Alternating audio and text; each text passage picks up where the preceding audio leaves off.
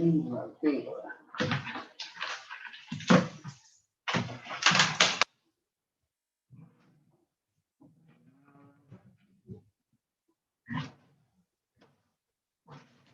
Bueno, lamentablemente no las pillo. No las pillo, tenía unas preformas. Bueno, no tienen idea. Ingeniero, buen día. Buen Bueno, día.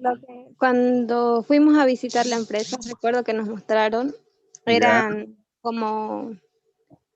eran como tipo tubos las botellas, pero eran en pequeñas, digamos. Y ya, ellos nos decían que para que tenga la forma como cuando se vende el producto, a ya. través de calor y aire, si no me equivoco, nos decían que hacían el molde de esa, pero a ellos les llegaba así, pequeñita. Correcto, eso estaba buscando, pues yo tenía mis preformas acá para mostrarles, pero no las pillo. A ver. Ujú, ujú. ¿Dónde las dejé?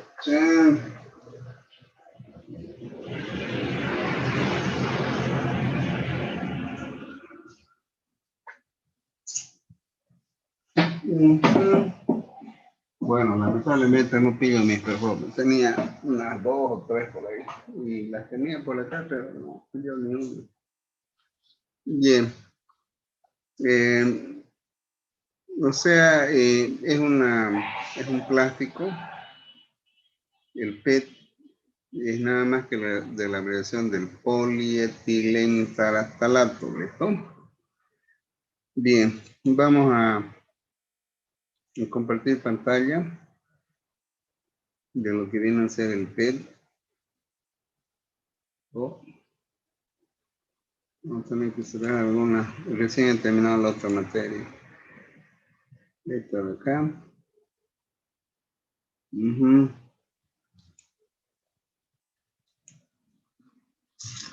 Bien.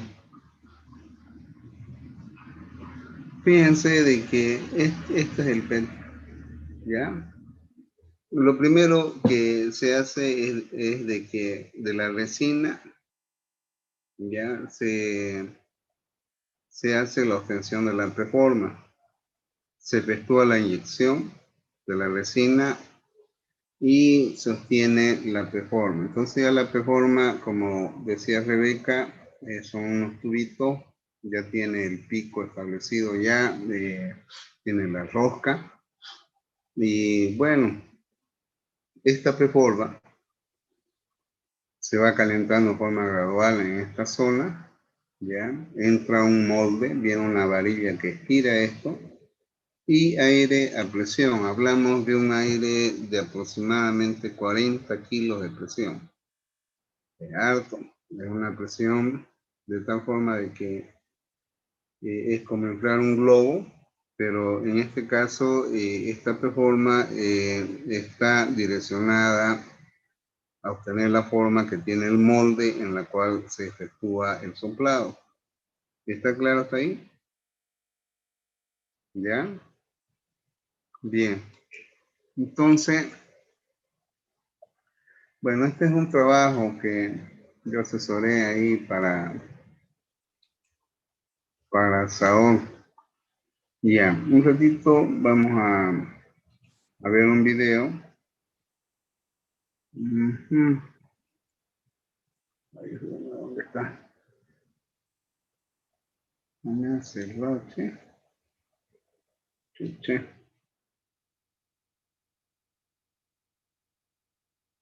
Sí, yo también tengo varias y ahorita quería mostrarlas a ustedes, no pillé una.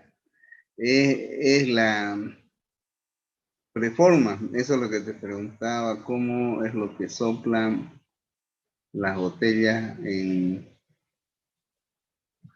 en la empresa esta donde ustedes han hecho su práctica. Ay, ¿dónde están pues? Dios mío, tesis. Aquí, lo había cerrado sin querer. Sopladora, sopladora, sopladora.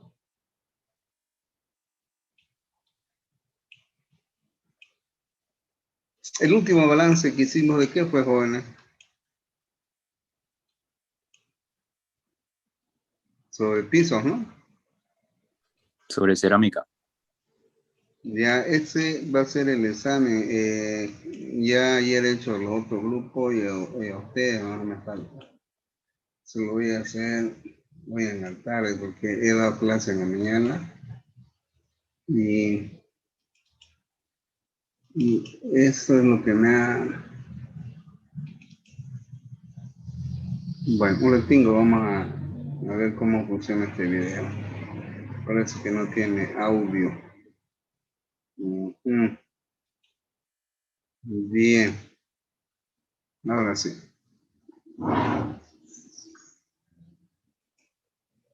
Bien, vamos a compartir.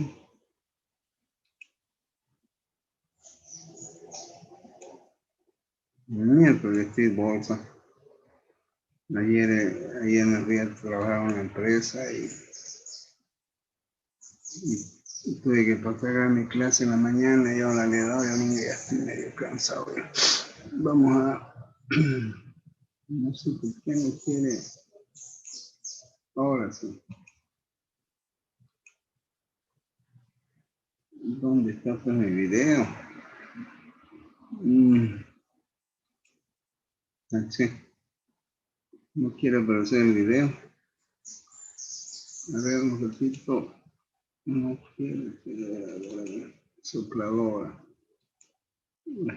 ¿Se ven, jóvenes? Hola. Sí, ingeniero. Ya, o sea, vamos a ir de a poco. O sea, esa es la preforma. Esa preforma está entrando al molde. Como eso trabaja en forma automática, una de las cosas que varios de ustedes, Nikita, Neil y María Taborga, les pidieron hacer un trabajo de mantenimiento. Los problemas más graves en la sopladora es cuando se va a hacer cambio de molde. A veces el cambio de molde, si están soplando una botella de 2 litros y van a soplar una botella de medio litro, entonces tienen que sacar toda esta estructura. Y al sacar toda esta estructura requiere un tiempo, hasta de 2 horas a veces. Y bueno, yo ayer me hablaron para que vaya a hacer un avalúo y fui a la cabaña y ahí tienen unas sopladoras chinitas. Y les comento de que en cuestión de sopladora, las mejores marcas que salieron a inicio fueron de procedencia italiana, la Sidel y otras. Y están ido mejorando, mejorando. Me imagino que hoy en día debe haber sopladoras que pueden producir hasta 20.000 botellas hora. La que yo conocí era de 2.500 botellas por hora. Poco a poco esa sopladora se hizo bolsa y lo mismo le pasó a Sao. En el tiempo rápidamente si no tiene un mantenimiento adecuado ya empiezan a dar problemas. Y cuando empiezan a dar problemas, ya los envases obtenidos salen con mucha falla, ¿ya? Entonces, esta preforma, que es lamentable que no la pide la preforma, se va calentando de forma gradual, es decir, de que antes de que entre acá, hay un horno que se conoce como infrarrojo, que va calentando de forma gradual. Y esto hay que les decía, si estaban viendo el video fíjense. Vaya, che, nada, no sale Eso es lo que les decía, se ve. Y, a ver, vamos a ver. A ver, stop share.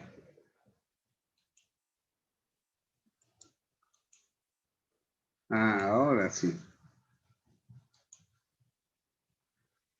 Bien, ahora sí se ve, ¿no? ¿Se ve eso?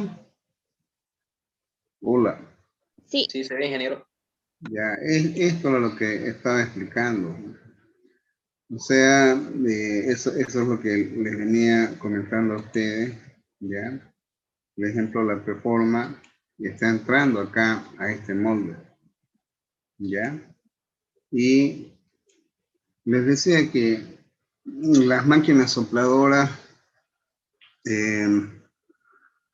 vienen diseñadas para soplar 2000, 2500, 5000 botellas. Me imagino, les decía, de que debe haber hoy en día sopladoras que pueden soplar más de 10.000 botellas por hora. La última que yo conocí y que no implementaron, que soplaba y directamente alimentaba a la llenadora, era la que en el 2010 implementó Coca-Cola. De ahí ya perdí contacto, no sé, esa empresa ha crecido abismalmente, de tal forma de que eso era lo último que supe, ¿ya? Ahora, les decía que en función a la preforma y al tamaño de la botella, por ejemplo, si es una botella de medio litro, su molde tiene las características y dimensiones que va a tener la botella y entra una preforma de menor gramaje. Generalmente las botellas retornables, por ejemplo, una de medio litro debe estar entre sus 23 a 25 gramos. Una botella PET de 2 litros está alrededor de entre los 95 a 103 gramos. Una botella que es retornable tiene mayor contenido de material. Y les decía de que, por ejemplo, les había preguntado el docente con los cuales llevaban gestión de mantenimiento cómo efectúan un plan de mantenimiento. Yo, por la experiencia que he visto en esta máquina, les decía y les comentaba de que si no tiene un buen mantenimiento, rápidamente empiezan a dar problemas. Los envases salen con deficiencias y bueno, son muchas las cosas que origina cuando ya la máquina empieza a soplar mal. Esta preforma, antes que ingrese acá, se va calentando en forma gradual, ¿ya? Y hay que regular las temperaturas, no es nomás poner un operador y meterle, ¿no? Entonces, y hay que hacer primeramente pruebas en laboratorio, viendo las temperaturas, viendo el dimensionamiento que van a tener las botellas y haciendo una distribución de peso del material. Esa distribución del material, de acuerdo al espesor, se mide con un micrómetro, es decir, la botella, como ustedes ven, sale, hay que cortarla en 3 partes y hacer una medición de grosor. Bueno, acá esta preforma ya sufre un calentamiento menos el pico de la botella, porque ya tiene las características que tiene la rosca, ya la tapa rosca. Entonces lo que se calienta es debajo del sombrerito Entonces en este caso donde está el molde se abre de forma automática, entra, cierra y acá una varilla estira ya este tubito hasta que llegue al fondo del molde.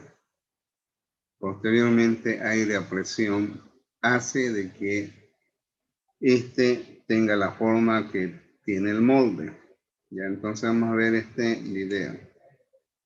Ya, entonces se está cerrando el molde que contiene en su interior la preforma. Ahí hay una varilla que estira, que no se ve, pero aquí ya está empezando a verse. Esa varilla va estirando la preforma hasta el fondo del molde. Y después hay la presión. ¿Ya? Bueno, estamos viendo que ya se sopló, la varilla sube y poco a poco el molde se va abriendo.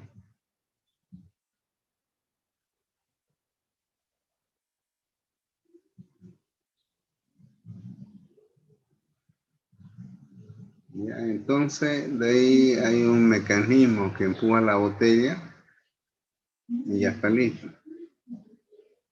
¿Listo? Bien, esa es la forma en que se efectúa el soplado de una botella. ¿Alguna pregunta, jóvenes? ¿Mm? ¿No hay ninguna pregunta? Bueno, quiere decir que se entendió bien. Bien. Un ratito voy a buscar otra información más que tengo. Manual.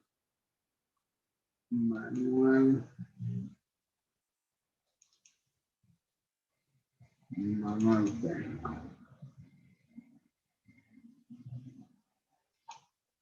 Bien.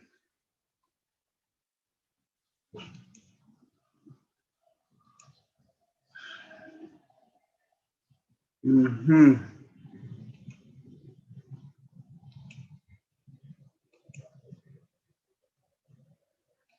Bueno, de mis tiempos que trabajé en los 10 años que estuve en EVA, tuve la suerte de tener los manuales y los tengo ahí aliviados.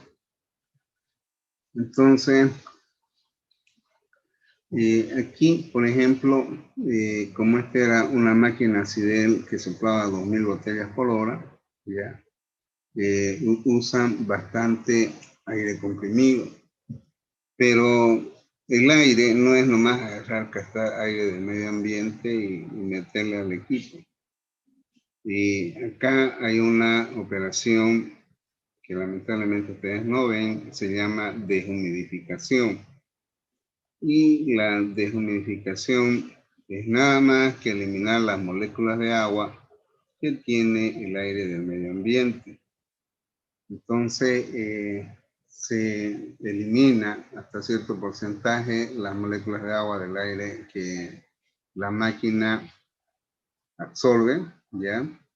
Antes de que este aire, que son 40 kilos de presión, es grande la presión, entonces hay ese proceso de eliminación del agua que se denomina deshumidificación.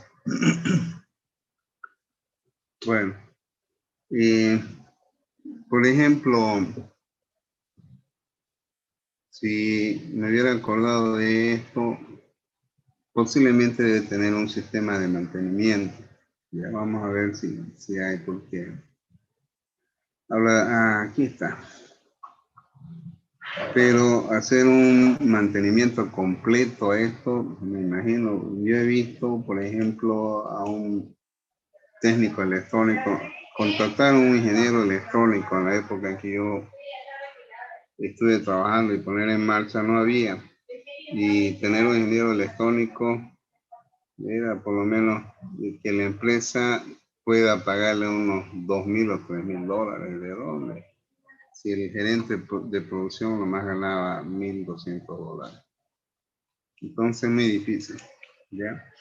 Y vi de que fue grave. Lo vi 48 horas parado en el tablero procurando dar solución a un problema que permita dar continuidad a la producción. Bien, vamos a ver si... Bueno, generalmente ya aquí, fíjense, establece las horas de funcionamiento que tiene la máquina y que debe hacerse estos planes de mantenimiento. ¿Ya? Bien. Habíamos hablado de un calentamiento de las reformas. Entonces, acá, por ejemplo, en este diagrama de bloque que tiene este manual, hay un sistema de transporte de alimentación a las reformas al horno, ¿ya?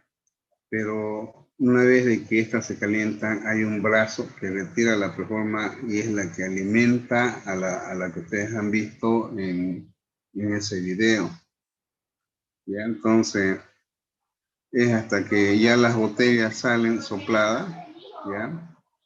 Lógicamente que hay botellas que salen con deformidad, ¿listo? Bien, lo que me gustaría ver es de que si aquí hubiera una figura o esquema para mostrar. Bueno, este es lo que viene a ser la cadena de alimentación de las reformas, ¿no? Las reformas vienen acá y van circulando, ¿no? Entonces, a medida de que entra a los hornos, como la reforma está acá, se va calentando de forma gradual. Pero lo que quiero ver es figuras más fácil que estar leyendo esto. No hay. Lamentablemente no lo tengo acá. A ver. Un ratito vamos a buscar un platillo.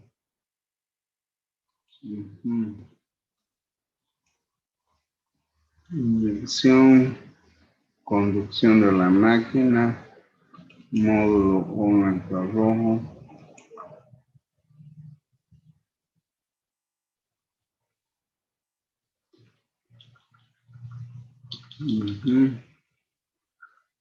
Esto más muestra los esquemas de la máquina, pero no muestra los hornos.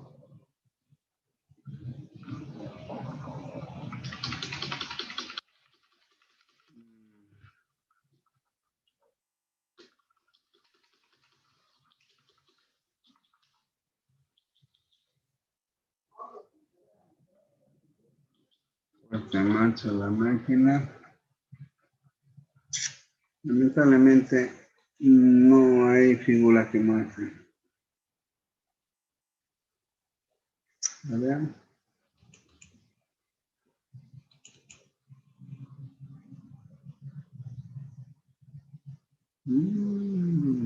Demora un bollo todavía.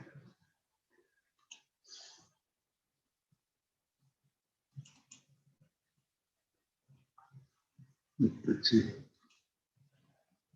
Bueno. Conducción de la máquina, soplado, sopladora. Bien. Vamos a... Este es un trabajo que hice hace mucho tiempo. De todas maneras, aquí explico la importancia que tiene considerar varios parámetros durante el proceso de soplado. ¿Ya? Bien, ahora sí.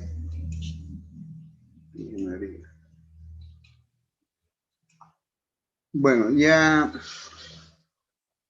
en Europa ya estas botellas empezaron a salir en 1974. En la década del 90, la primera empresa que sacó su logo y decía, somos los primeros, y la gente decía, ¿los primeros en qué? Ya en más o menos la década del 90. Y fueron efectivamente los de Mendocina los primeros que pusieron acá en sus productos la salida del envase PET. Fíjense que de 1974 a 1990, 20 y tantos años tardaron en que este envase aparezca acá en Santa Cruz. ¿Ya? Y lógicamente que podemos ver de que hay en estos tipos de diversos colores. Pero lo que sí pude ver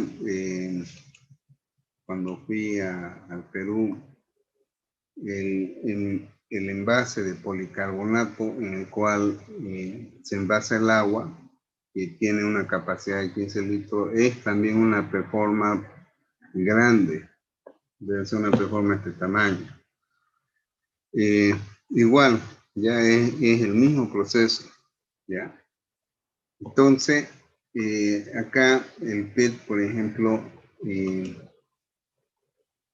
lo que sí, digamos, no ha podido reemplazar bastante es su uso en la producción de cerveza. ¿Por qué?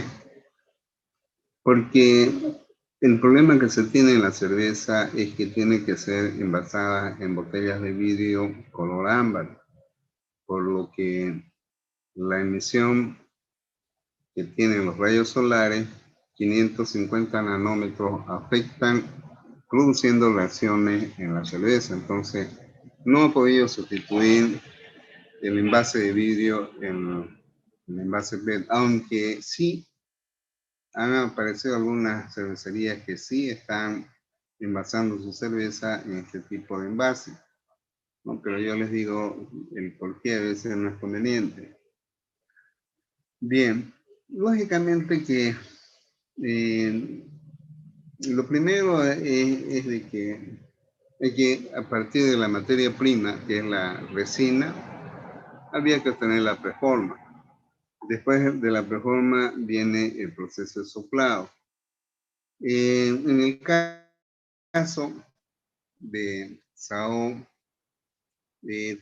tenía las máquinas que hacían la inyección, ya, es decir, la obtención de la preforma, y después efectuaban el mismo soplado, ¿ya? Entonces, aquí habla de dos etapas, de la inyección para la obtención del P y después para obtener la botella misma, ¿no? Bien. En función al tipo de envase, si este es retornable o no retornable, entonces es de que se le confiere un espesor que van a tener las preformas, y lógicamente que esto es muy importante porque eso va a darle un peso. Ese peso está destinado ya en el siguiente proceso de soplado a hacer una distribución de esa masa contenida en esos tubitos, ¿ya? De tal manera de que a través del calentamiento en los infrarrojos y el análisis que se hace de distribución de peso, es de que se procura de que haya uniformidad en el envase.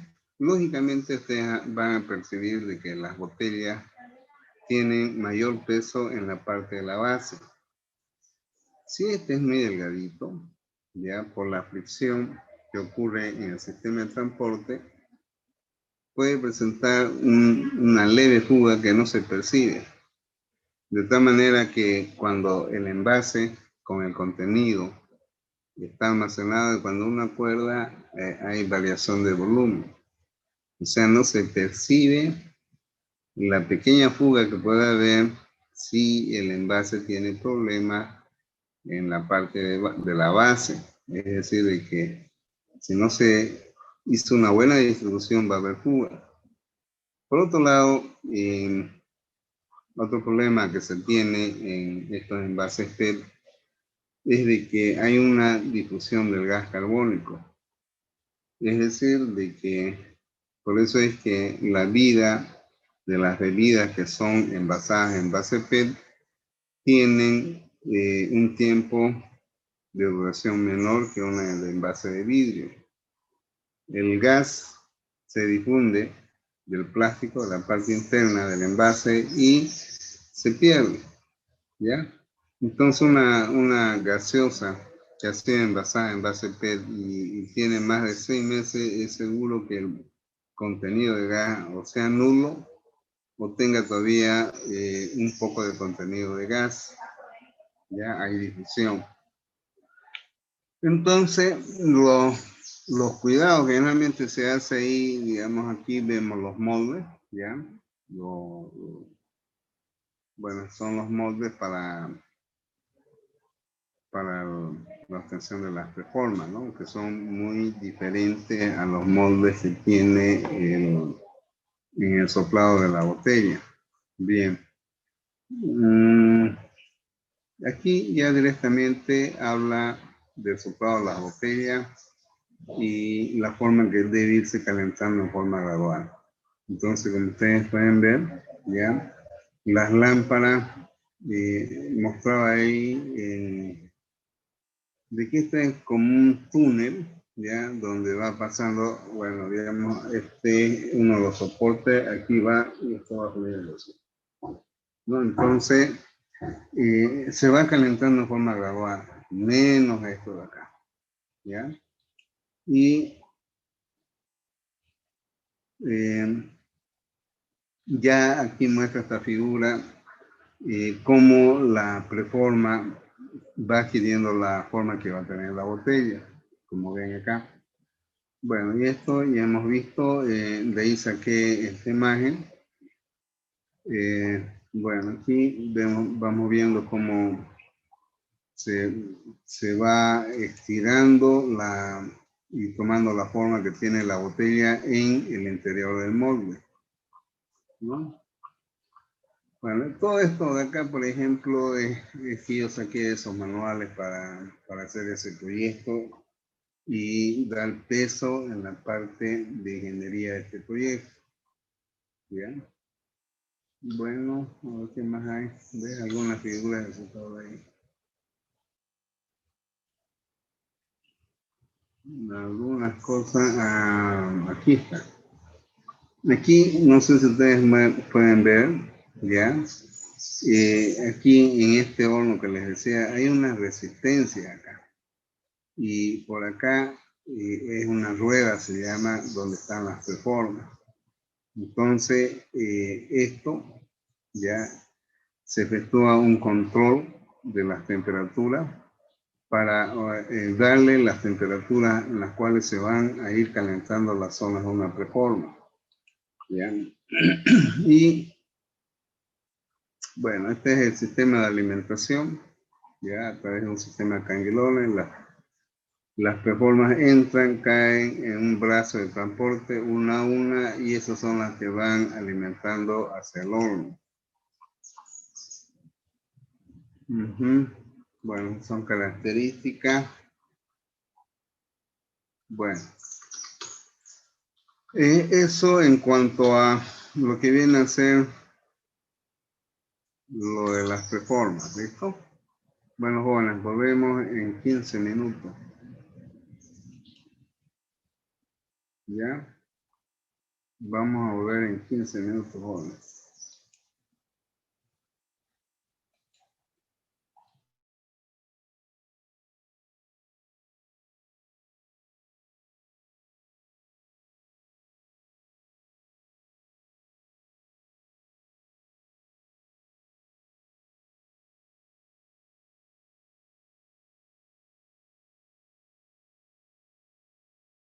Por ejemplo, si no me equivoco, en la década del 80, 90 o algo por ahí, cuando vivía Marcelo Quiroga Santa Cruz del Partido Socialista 1, ya él mencionaba de que había que desarrollar la industria petroquímica en vez de vender nuestro gas así sin darle valor agregado. O sea, por eso hay cosas que ya tienen su secuencia. Ya estamos en el año 2020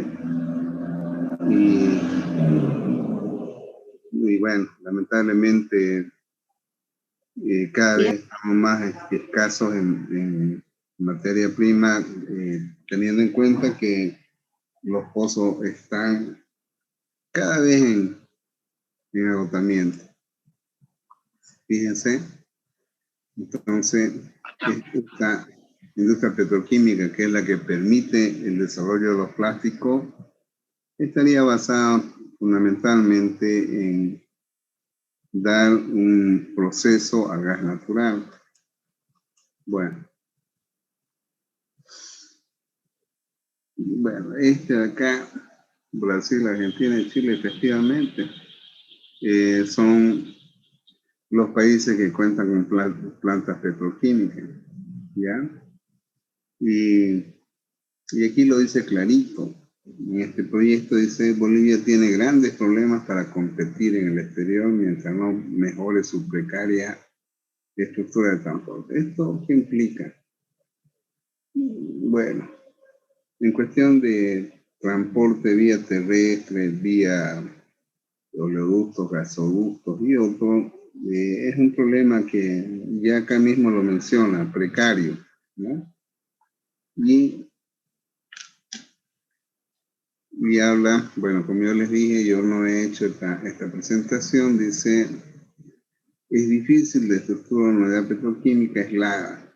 Los factores económicos obligan a desarrollar verdaderos polos de desarrollo integrados por varias unidades petroquímicas que aislados no serían rentables. Bajo este aspecto, y acá en nuestro país se descubrió en la década del 90 de que Tarija empiezan a descubrirse pozos gasíferos. Y ahí es entonces que se implementan las plantas de Vuelta Grande y otras, las más grandes que hay a la fecha. Supuestamente podría ser por ahí, pero también se fueron descubriendo otros pozos en el norte. Y bueno, entonces no podemos decir de que aquí vamos a implementar, no. El problema está en encontrar los reservorios que no solamente pueden estar en un área definida como la que es la de Tarija. Se hizo un estudio en Bolivia, ya hay áreas definidas. Bueno, entonces aquí habla de que aislado no sería rentable, pero sin embargo fue así como se encaró en el anterior gobierno. Y fíjense de que esta es la forma en que el etano, o el gas licuado de petróleo, o los destilados, a través de un proceso de pirólisis, permite obtener los tilenos. Y un ratito, para que mientras entra el lobo lo viste durmiendo. Bueno, por polimerización, es decir, la función de cadenas largas, tenemos los polietilenos. Cuando se efectúa al etileno, ya el proceso de cloración se obtiene el cloruro de vinilo. Y si se establece la estructuración de cadena, se obtiene el policloruro de vinilo. Entonces, esta sería, digamos, las posibilidades que obtendríamos de obtener la resina de cloruro de vinilo o de policloruro de vinilo. En el caso, ya, no voy a entrar a del acetato de vinilo, voy a entrar directamente acá, del etileno. Por el proceso de alquilación se obtendría el etilobenceno. Y el estireno daría lugar a la conformación, si es que de estos monómeros obtiene cadena más larga, el poliestireno. ¿Cuál es el poliestireno, jóvenes? Es el plastopor, jóvenes. ¿Ya? Bueno, entonces fíjense, dependiendo de los tipos de procesos, se tienen poliésteres, si a este etileno se da el proceso de cloración, también se puede obtener solvente y el perpetuo de plomo. Todos estos procesos que ya ha desarrollado la industria petroquímica ya establecen una secuencia que está relacionada en función a temperaturas y procesos para obtención de uno u otro de los productos que habíamos visto que provienen del etano. O sea, y el etano está presente en el gas, aunque en gas licuable en menos proporción. Bueno, aquí habla de los procesos que están relacionados a, por ejemplo, la demetanización, francamente, en la cual este metano se fracciona y bueno, se van formando cadenas, ¿no? Y ella va describiendo el proceso para la obtención de plástico. Aquí, me imagino que este estudio data antes del 2010. Uno de los problemas más graves está relacionado a una discusión política que hubo en nuestro país para determinar la existencia real de cuánto de gas había. Entonces, el gobierno anterior supuestamente decía que sí, que tenemos, y ahorita no dicen nada. El problema es de que no sabemos si realmente de esas reservas certificadas que habían, cuánto hay, cuáles son las probadas, cuáles son las probables. Y ese es uno de los problemas que fíjense, este dato data del 2003, ya estamos en el 2025 y hablaba de 28.69 trillones de pies cúbicos de reservas probadas. Ahora, ¿en cuánto estaremos? No creo que ni lleguemos ni a 10, eso a mí me preocupa realmente. Bueno, entonces, aquí supuestamente se nota de que hubo un incremento hasta el año 2003 y de aquí empezó a bajar. No sé, pero les digo, fíjense, esto data hace más de 10 años que estoy, ¿no? Entonces, es preocupante, ¿verdad? Bueno,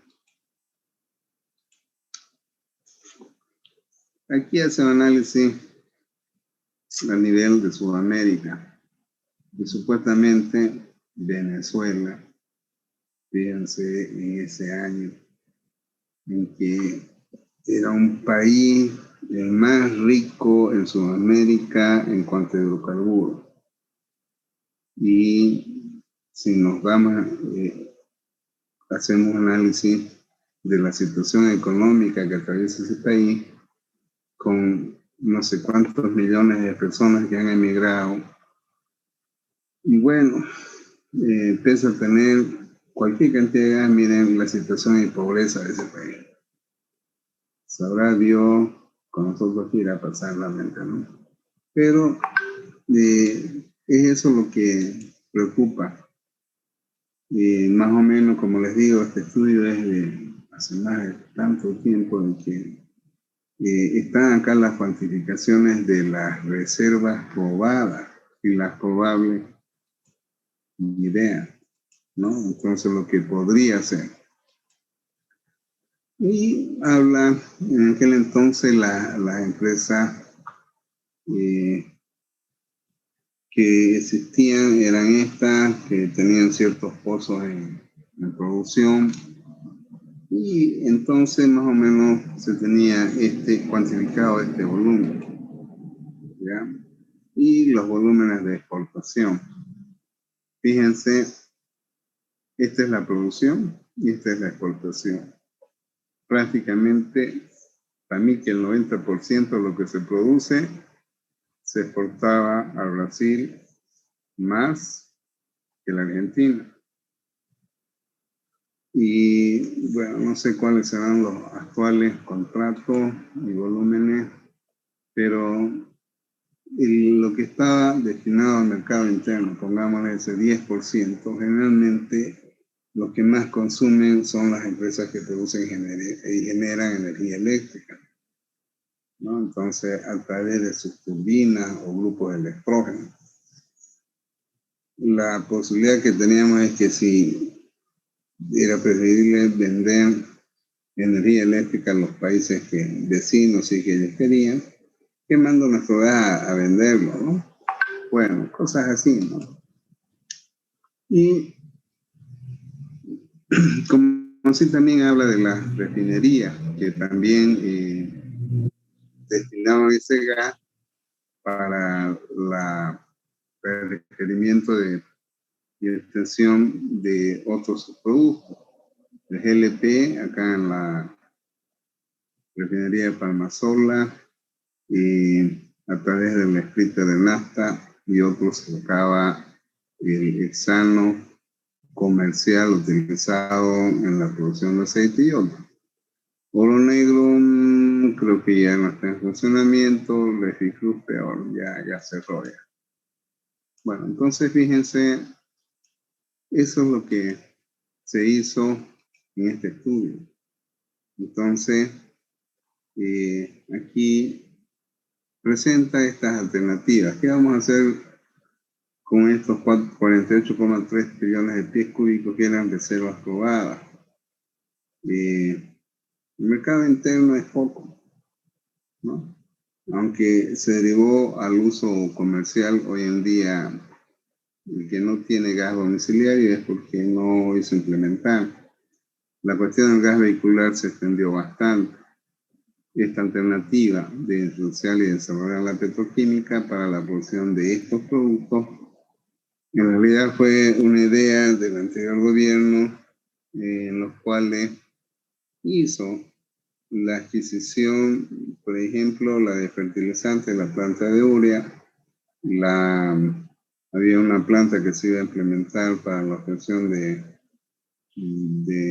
polietileno en Tarija, la planta Gran Chaco Brujera, y quedó ahí.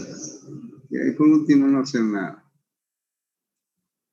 Bueno, aquí muy bien ustedes pueden apreciar de que la materia prima que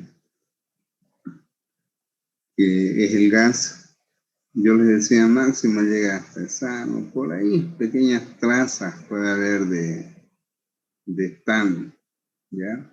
Pero el gas natural es rico en metano, mientras que el gas licuado de petróleo es más rico en propano. Eso nunca se olvide. Creo que yo les hice preguntas a ustedes y sabían cuál era la diferencia. Bien. Bueno, fíjense, en función a la cadena y a la cantidad de átomos de carbono, es lo que se puede obtener. Aquí, la obtención de diésel es casi nula acá en la refinería, aunque se ha llegado a sacar, pero es casi nula. Lo que sí se llega a obtener hasta gasolina, ¿ya? Queroseno también, se llega a obtener queroseno, ¿ya? Diésel en menor proporción. ¿Por qué? Porque nuestro gas carece de hidrocarburos de alto peso molecular.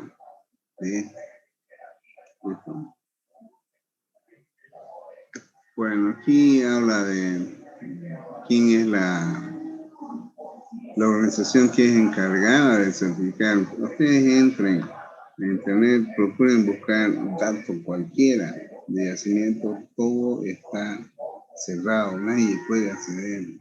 ¿Por qué? Porque no se quiere conocer la verdad, ¿ya? Antes los estudiantes, hasta los que hacían sus tesis, podían entrar. Hoy día ya ni pueden sacar algo. Bien, habla de ampliación, de exploración y explotación de 33 áreas a 56. Esto quedó en nada, está en sueño. ¿Ya? Bueno, habla de los volúmenes de exportación, fíjense. Y estamos hablando hasta que antes que finalice el año 2000. Y aquí vemos con optimismo, ¿no? Un crecimiento hasta el 2008. Y después que, bueno,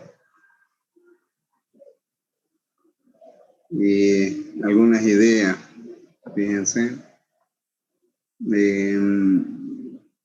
que la empresa siderúrgica del motor en general fue dar junto a la planta de polietileno de Volkswagen. O sea, ya había una idea de que se pueda aprovechar el gas que se exporta a Brasil para crear una planta de polietileno en Puerto Suárez. Bueno, jóvenes, como ustedes ven, es una presentación, como digo, no sé quién lo ha hecho, que estaba destinada a la producción de polivinil, de cloruro de polivinilo, ¿ya?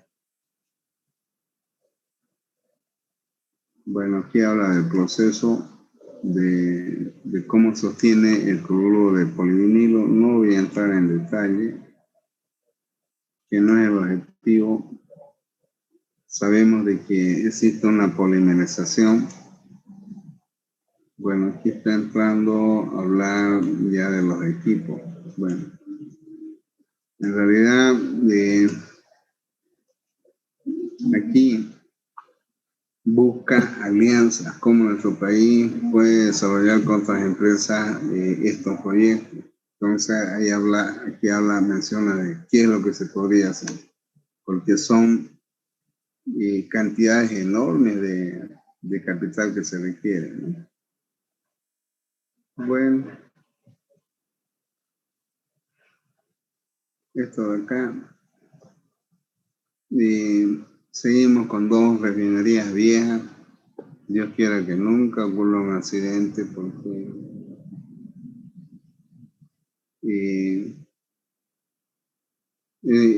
esas plantas ya son muy viejas, datan de la década del 70. La planta de separación de líquidos, por ejemplo, yo les mostré una fotografía de lo que sí se implementó en el año 2014, la planta de separación de líquidos de Río Grande. Bueno, esto, como les digo, era un estudio que antecede, ¿no? Esta era la idea de tener varios proyectos, ver la forma de cómo implementarlos con capitales de otros países para poder desarrollar, por ejemplo, esta termoeléctrica de Tarija sigue existiendo. Si alguien conoce Tarija, igual, ¿no? O sea, se veía la forma de poder ver la manera de canalizar la venta de energía eléctrica a los países vecinos, como el Paraguay. Y esta de acá, de Uria, fíjense que estaba direccionada a que se implemente en Villamonte y lo implementaron en Bulubulo. Y bueno, ahorita ni creo que no está funcionando. Y esta planta se estimaba, fíjense, en 990.000 millones de dólares. Imagino que esa inversión de esa planta debe estar por ahí también, aunque no sé cuál es su capacidad. Bueno, jóvenes, con esto vamos a tener la clase de hoy. Ya. Esta de acá, por ejemplo, de polietileno, bueno, esta es la que se hablaba de que se pueda desarrollar en Puerto Suárez con los volúmenes de gas, ¿no? Esta de polipropileno, a ver, esto querían desarrollar en Patacamaya, del metanol. Bueno, este es para la producción. Bueno, son puros proyectos que han quedado al olvido, ¿no? Aquí hay otra planta de Uria, no solamente una, varias. Bueno, jóvenes, vamos a quedar acá ya.